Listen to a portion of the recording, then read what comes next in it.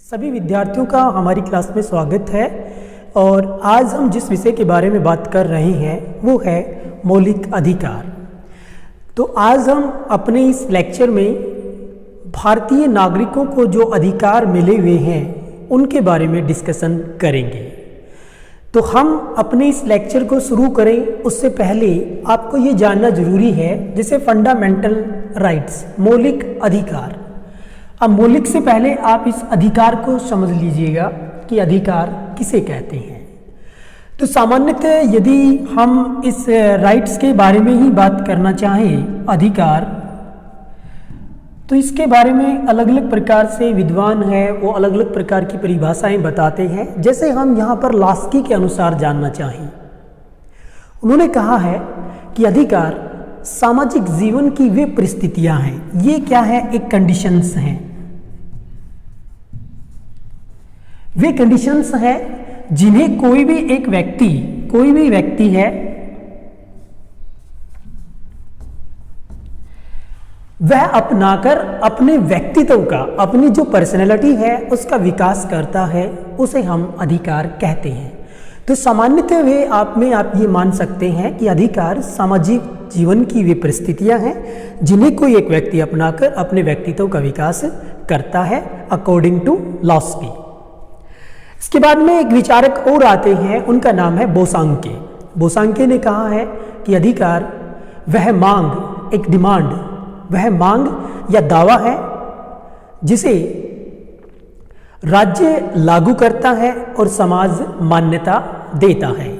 तो इस आधार पर हम मानते हैं अधिकार के बारे में। तो आप अपने एक पॉइंट ऑफ व्यू से आप ये समझ सकते हैं कि अधिकार से हमारा अभिप्राय है कि वे परिस्थितियां जिन्हें कोई व्यक्ति अपनाकर अपने व्यक्तित्व का विकास कर रहा है और उनको सामाजिक मान्यताएं प्राप्त हैं और कानूनी संरक्षण भी उनको प्राप्त होता है। तो इस प्रकार से आप अधिकार को समझ सकते हैं। इसके बाद में यहाँ पर ये जो शब्द जुड़ा हुआ है फंडामेंटल, मौलिक, मौलिक को आप यदि समझना चाहें तो इस वे में समझ सकते हैं जिस प्रकार से कोई भी व्यक्ति है उसको अपने जीवन को चलाने के लिए आवश्यक वस्तुओं की जरूरत पड़ती है, जैसे भोजन है, पानी है, वायु है, रोटी कपड़ा मकान इत्यादि जो है ये हमें आवश्यक होता है। उसी आधार पर ही हमारे यहाँ पर ये राइट्स हैं, राइट्स भी हमारे लिए क्या है, मौलिक है, अनिवार्य है। जिस प्रकार से भोजन जरूरी है, पानी जरूरी है, वायु जरूरी है, उसी प्रकार से ये अधिकार भी हमारे लिए जरूरी हैं। इसलिए इनको हम मौलिक कहते हैं कि जिनके बिना कोई व्यक्तित्व है, कोई व्यक्ति है वो अपना विकास कर ही नहीं सकता है। तो ये हमने यहाँ पर जाना मौलिक अधिकार का अर्थ।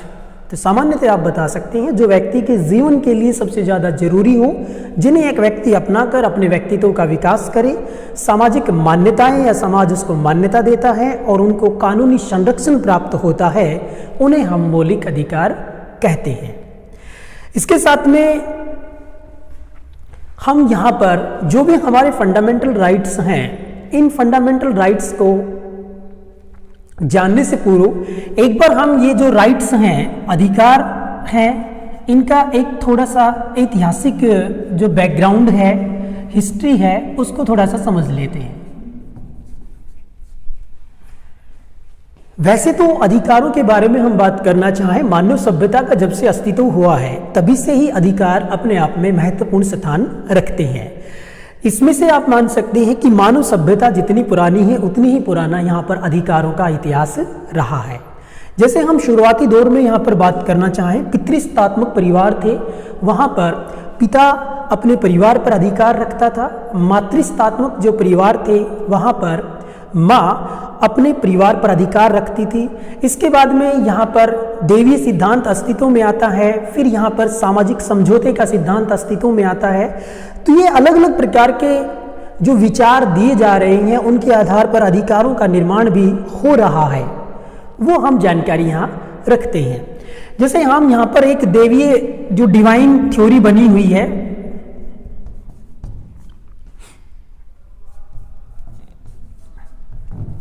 डिवाइन थ्योरी, डिवाइन थ्योरी के बारे में हम बात करना चाहें, दैवीय सिद्धांत जो बात करता है कि राजा को असीमित शक्तियां दे देता है, कि राजा अपनी इच्छा अनुसार जो भी कार्य करना चाहे वो कार्य यहाँ पर कर सकता है। और इस सिद्धांत को फिर वर्तमान समय के जो लोकतांत्रिक परिवेश है इन्होंने इसको चुनौती दी, और इस आधार पर यहाँ पर इस डिवाइन थ्योरी को यहाँ पर पॉपुलर जो सॉवरेनिटी है, जिसे आज के समय में हम लोकतंत्र देखते हैं, उसमें ये चेंज हो जाता है। थोड़ा सा यहाँ पर आप हिस्टोरिकल वे में आप मान लीजिएगा, यदि हम ब्रिटेन के बारे में जानकारी रखना चाहें तो वहाँ पर एक महत्वपूर्ण घटना होती है 15 जून 1215 को। एक महत्वपूर्ण घटना होती है जिसका नाम होता है मैग्ना कार्टा। इस मैग्ना कार्टा के माध्यम से ही राजा की जो शक्तियां थी वो सीमित कर दी थी। व्यापारियों ने व्यापार करने का अपना जो क्षेत्राधिकार था वो विस्तृत कर लिया था। तो इस आधार पर हम इसके राइट्स की हिस्ट्री के बारे में जानकारी रख रहे हैं। इसके बाद में ब्रिटेन है। ब्रिटेन में एक 1688 की एक ग्लोरियस रेवोल्यूशन होता है, एक शानदार क्रांति होती है। इस क्रांति के बाद में वहाँ पर जो भी राइट्स थे, या यहाँ पर जैसे राजा पहले सर्वोच्च होता था, राजा को ही महत्वपूर्ण स्थान होता था। इस क्रांति के बाद में वहाँ पर 16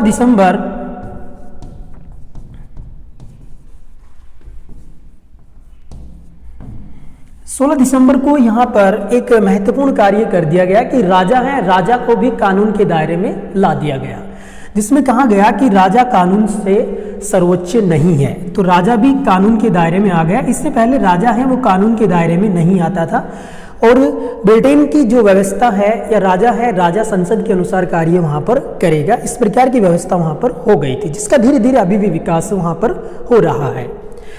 तो इसके बाद में यदि हम जानकारी रखना चाहें, आगे थोड़ा सा और डिटेल्स रखना चाहें, तो यहाँ पर अमेरिका है। अमेरिका में 4 जुलाई 1789 को अमेरिका का कॉन्स्टिट्यूशन है वो बनकर तैयार होता है। तो वहाँ पर भी उनके जो नागरिक हैं उनको कुछ अधिकार दिए जाते हैं, यद्यपि शुरुआत दौर में उनको ये अधिकार नहीं दिए जाते हैं। अमेरिका के संविधान जैसे ये लागू होता है तो इसके 1 से लेकर 10 जो अमेंडमेंट किए गए थे, संशोधन किए गए, वहाँ 1 से लेकर 10 संवैधानिक संशोधन जो किए गए थे, उनके माध्यम से वहाँ पर महत्वपूर्ण रूप से, जिसे हम सामान्यतः bill of rights,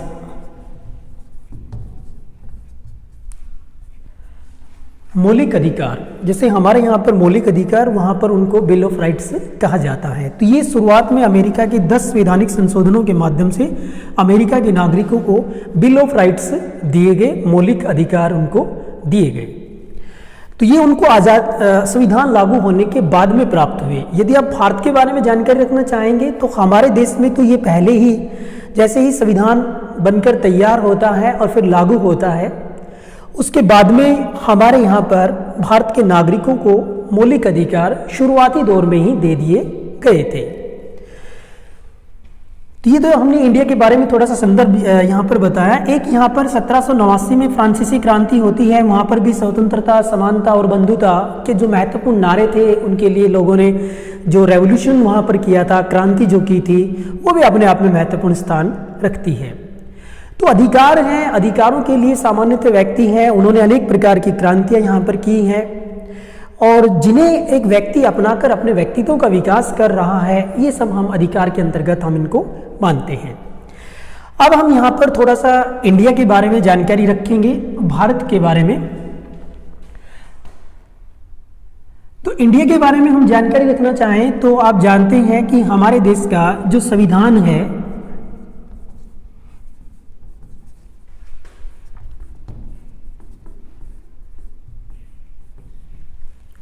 Indian constitutions, Bharat का जो संविधान है वो यहाँ पर भारत के जो नागरिक हैं उनको अधिकारों के बारे में जानकारी उपलब्ध कराता है। जैसे इसमें आप ये जानते ही होंगे कि भारत का जो संविधान है, भारत के संविधान का आर्टिकल 12 से लेकर 35 तक,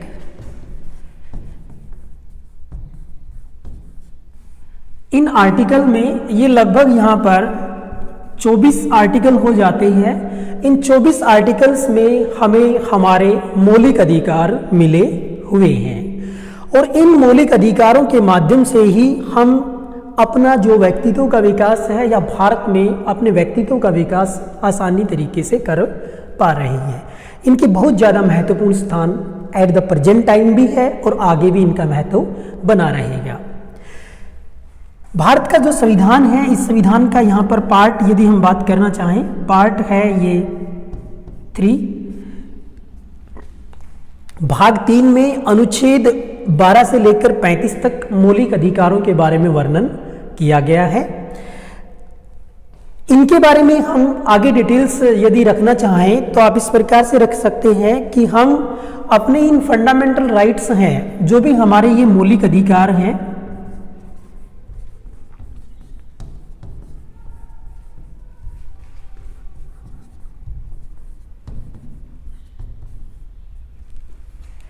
इन मौलिक अधिकारों को यदि हम क्लासिफाई करना चाहें, इनका यदि हम वर्गीकरण करना चाहें तो 2 प्रकार से यहाँ पर कर सकते हैं। पहला आता है यहाँ पर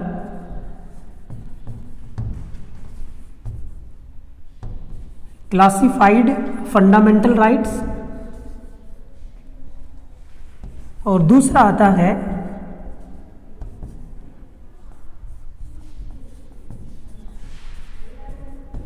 अनक्लासिफाइड फंडामेंटल राइट्स। तो सामान्यतः 2 प्रकार के जो फंडामेंटल राइट्स हैं, हम उनको अपनी सुविधा अनुसार वर्गीकरण उनका कर सकते हैं। एक तो है वर्गीकृत मौलिक अधिकार, दूसरा है अवर्गीकृत मौलिक अधिकार। वर्गीकृत के बारे में हम यहाँ जानकारी रखना चाहें तो भारतीय जो संविधान है, अनुच्छेद 14 से लेकर 32 तक भारतीय संविधान में मौलिक अधिकारों का वर्गीकरण यहाँ पर किया गया है। और यदि अनक्लासिफाइड में हम बात करना चाहें तो यहाँ पर जो महत्वपूर्ण आर्टिकल हैं, अनुच्छेद 12 है, अनुच्छेद 13 है, अनुच्छेद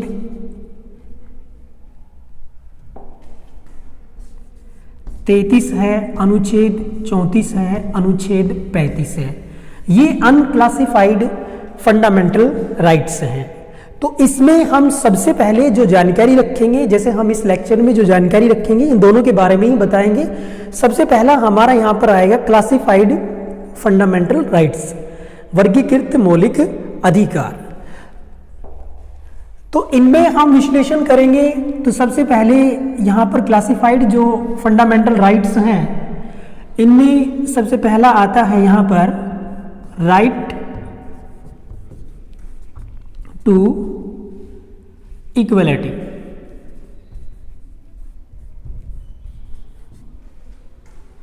समानता का अधिकार आर्टिकल है, ये आर्टिकल 14 से लेकर 18 तक है। राइट टू इक्वलिटी आर्टिकल 14 से लेकर 18 तक। उसके बाद में आता है यहाँ पर राइट टू लिबर्टी, ये है आर्टिकल 19 से लेकर 22 तक। इसके बाद में यहाँ पर आता है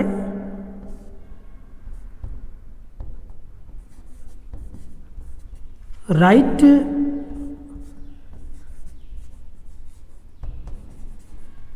अगेंस्ट एक्सप्लॉयटेशन, ये यहाँ पर आता है आर्टिकल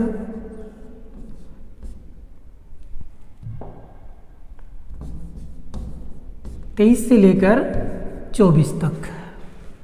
उसके बाद में नेक्स्ट जो आर्टिकल है वो है यहाँ राइट टू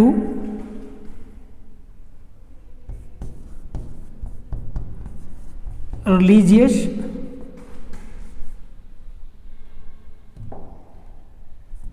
फ्रीडम, धार्मिक जो स्वतंत्रता है उसके बारे में बात की जाती है। और ये है आर्टिकल 25 से लेकर और यहाँ पर 28 तक। इसके बाद में नेक्स्ट है वो है यहाँ पर नेक्स्ट है वह है यहाँ cultural and educational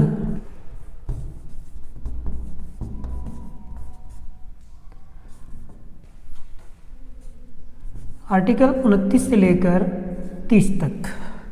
cultural and educational right article 29 से लेकर 30 तक। और नेक्स्ट लास्ट जो राइट्स है हमारा वो है यहाँ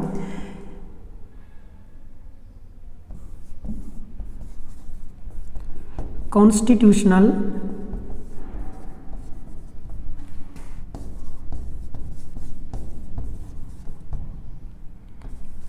रिमेडीज आर्टिकल 32। तो ये अधिकारों का जो वर्गीकरण किया गया है उसके आधार पर हम आपको बता रहे हैं और इन्हीं पर ही हम डिस्कशन आज से यहाँ रखेंगे। तो यहाँ सबसे पहले article 14 to 18 right to equality. Next जो आता है राइट टू लिबर्टी, जिसे हम बात करेंगे, जो स्वतंत्रता के बारे में बात करता है, आर्टिकल 19 से लेकर 22 तक। नेक्स्ट है राइट अगेंस्ट एक्सप्लॉयटेशन, आर्टिकल 23 से लेकर 24 तक। Right to religious freedom, article 25 से लेकर 28 तक। नेक्स्ट जो यहाँ पर है cultural and educational rights, article 29 से लेकर 30 तक। और नेक्स्ट है कॉन्स्टिट्यूशनल रेमेडीज, संवैधानिक उपचारों का अधिकार, वो है यहाँ पर आर्टिकल 32।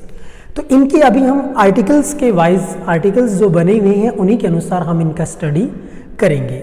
सबसे पहले जो हम यहाँ पर स्टडी करेंगे वो है यहाँ पर जो पहला हमारा जो राइट्स है, और ये आपको जो बताया गया है राइट टू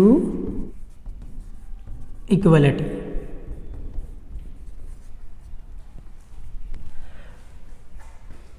समानता का अधिकार, इसमें आपको आर्टिकल बताए गए थे ऊपर, आर्टिकल 14 से लेकर 18 तक। यहाँ पर सबसे पहला जो आर्टिकल आता है आर्टिकल 14, आर्टिकल 14। आर्टिकल 14 है, ये जो बात करता है विशेषकर भारतीय संविधान के संदर्भ में ही है। ये है यहाँ पर इक्वलिटी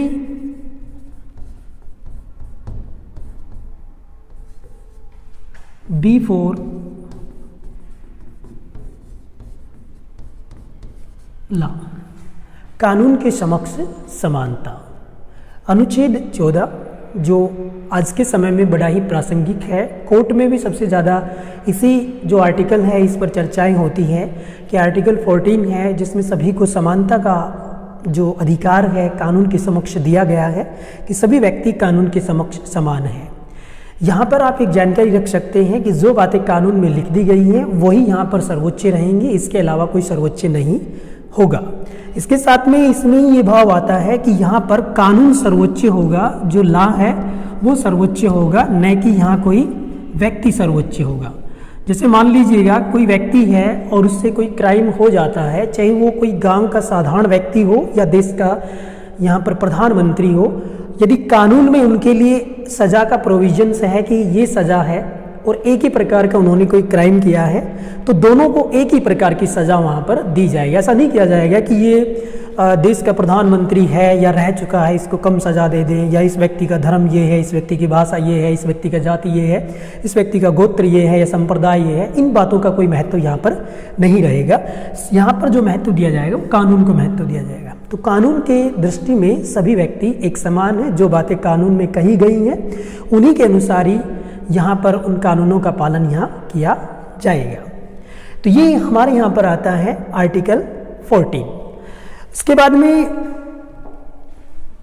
नेक्स्ट आर्टिकल के बारे में हम बात करें और वो आर्टिकल है यहाँ पर आर्टिकल 15, अनुच्छेद 15। ये बात करता है सोशल इक्वलिटी।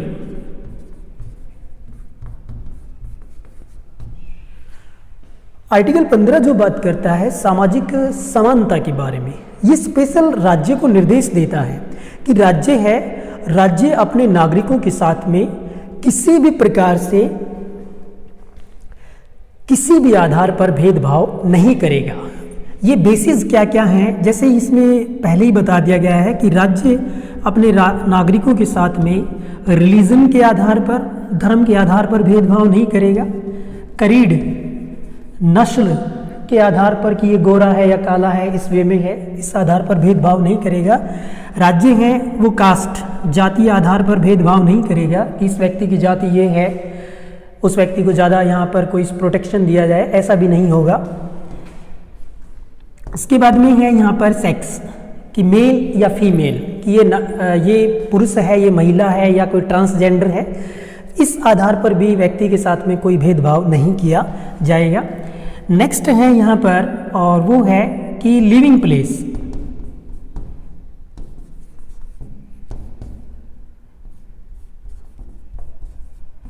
जिसे हम कहते हैं जहाँ पर वो रह रहा है स्थान के आधार पर या जन्म स्थान के आधार पर।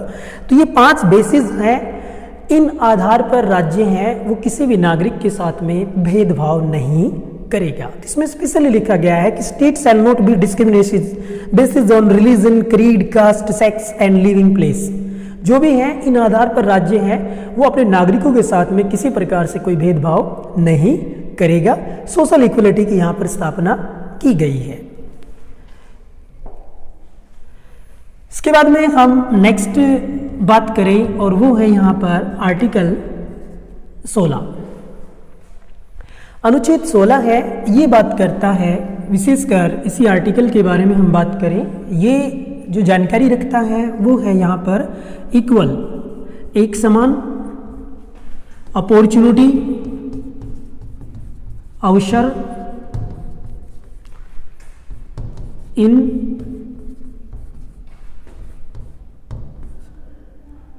पब्लिक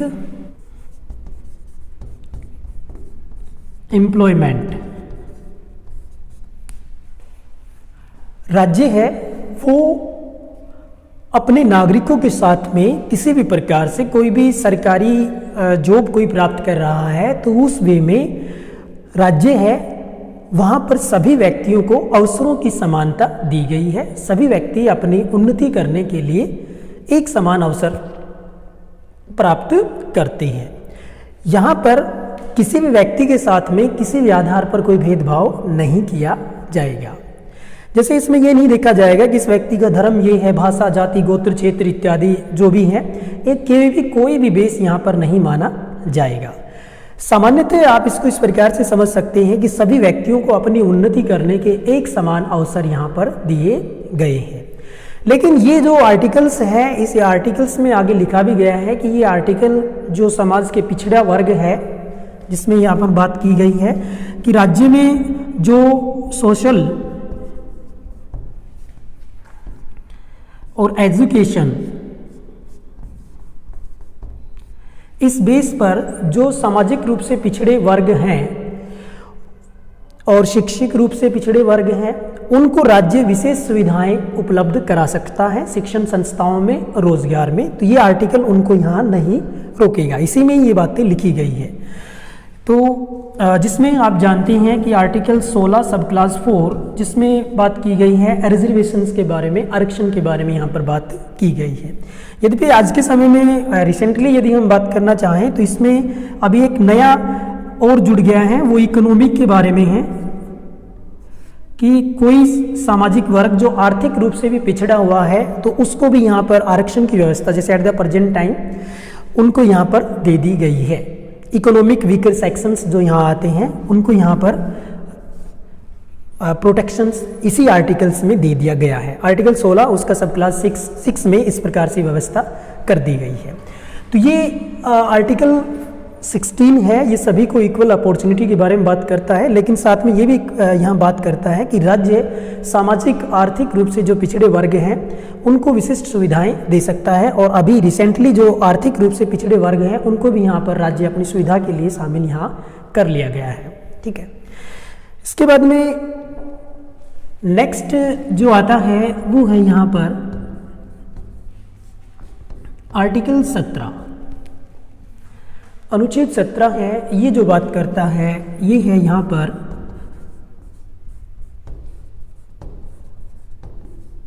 अबॉलिशंस ऑफ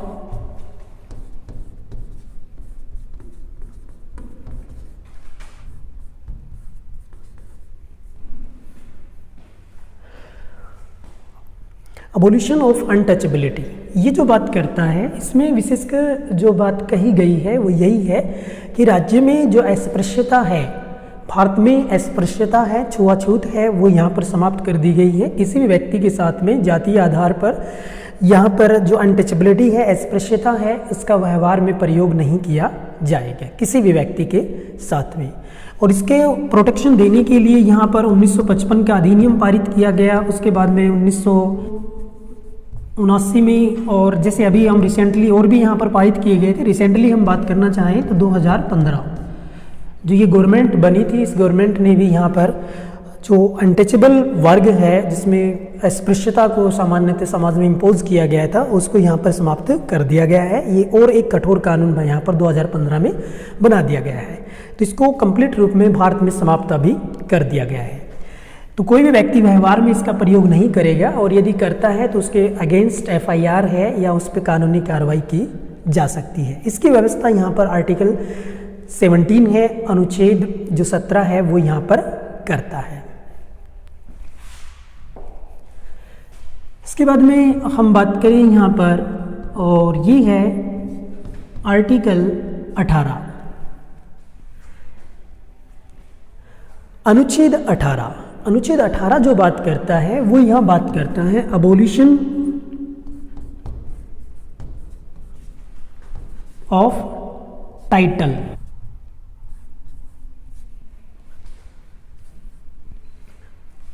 आर्टिकल 18 है, ये उपाधियों की समाप्ति के बारे में बात करता है कि भारत है, भारत में कोई भी व्यक्ति है, उस व्यक्ति को, जैसे हम सबसे पहले यहाँ पर अंग्रेजों के टाइम के दौरान हम बात कर लेते हैं। अंग्रेजों के समय में भारतीयों को अनेक प्रकार की उपाधियाँ अंग्रेजी सरकार उनको उपलब्ध कराती थी। जो अंग्रेजी सरकार के लिए कार्य करते थे, या जो कोई अच्छा कार्य वहाँ पर कर रहे हैं, या जो अंग्रेजी सरकार के प्रति वफादार बने रहते थे, उनको अंग्रेज अपनी ओर से यहाँ पर उपाधियाँ देते थे। जैसे राय साहब, राव साहब, राय बहादुर, खान साहब, केसरी, नाइटहुड इत्यादि उपाधियां अंग्रेजों के माध्यम से दी जाती थी। ये आर्टिकल इन्हीं के बारे में बात करता है कि भारत में सभी प्रकार की उपाधियां हैं वो समाप्त कर दी गई हैं। कोई भी व्यक्ति अपने नाम के साथ में इस प्रकार की जो ये प्रचलित उपाधियां थी, इनका प्रयोग नहीं करेगा। इसके साथ में यहाँ पर आपको जानकारी हो कि 1977 में जनता पार्टी की जब सरकार बनी थी, तो उन्होंने तो भारत रत्न है, पद्म भूषण है, पद्म विभूषण है, इस प्रकार की जो उपाधियां हैं इनको भी यहाँ पर समाप्त कर दिया गया था। बाद में ये 1980 में पुनः यहाँ पर लागू कर दी गई थी। ये जो भारत रत्न, पद्म भूषण, पद्म विभूषण, पद्म श्री, ये पुरस्कार दोबारा से लागू कर दिए गए थे। 1977 में समाप्त कर दिए गए थे, और इसमें ये टाइटल दिया गया था कि जब भारत का संविधान इन टाइटल्स को समाप्त करता है तो ये उपाधियाँ क्यों दी जा रही है। परंतु 1980 में दोबारा से इसको शुरू कर दिया गया और कहा गया कि ये नागरिकों के विशेष योगदान के लिए हैं, इन पे कोई यहाँ पर प्रॉब्लम नहीं होनी चाहिए। तो कोई भी व्यक्ति है अपने नाम के साथ में केवल शिक्षा से संबंधित, एजुकेशन से संबंधित और मिलिट्री से संबंधित, ये दो प्रकार की उपाधियां हैं, इनका प्रयोग कर सकता है। जैसे नाम के साथ में MPhil, PhD, डॉक्टर्स इत्यादि जो हैं ये लगा सकते हैं, कर्नल, मेजर इत्यादि लगा सकते हैं। बाकी की कोई उपाधियां हैं वो अपने नाम के साथ में प्रयुक्त नहीं कर सकते हैं। इस प्रकार का जो प्रोविजन है, इस प्रकार का जो प्रावधान है, ये हमारे यहाँ पर आर्टिकल जो 18 है वो यहाँ करता है।